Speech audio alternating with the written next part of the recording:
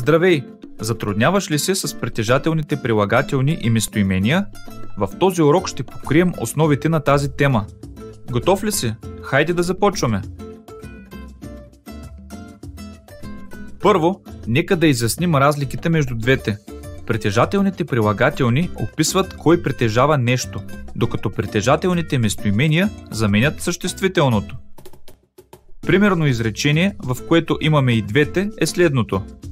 My car is faster than yours. Моята кола е по-бърза от твоята. Тук my е прилагателното, защото това е моята кола, т.е. аз я притежавам. Докато yours е местоимение, което заменя съществителното car.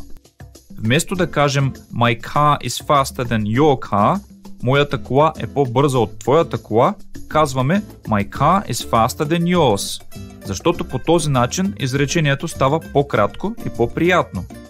Притежателните местоимения помагат много за съкращаване на излишните повторения в английския език.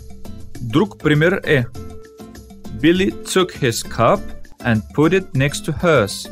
Били взе своята чаша и я постави до нейната.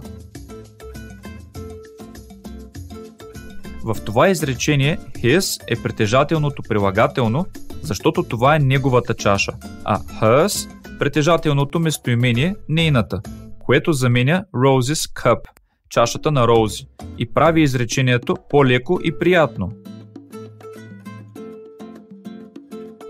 Нека да споменем и една често срещана грешка.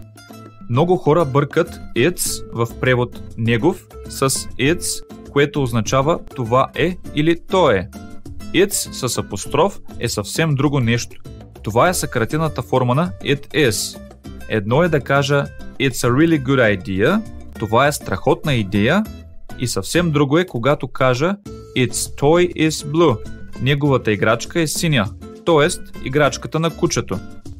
Но не се притеснявай, ако и ти ги бъркаш. С повече практика всичко ще се подобри.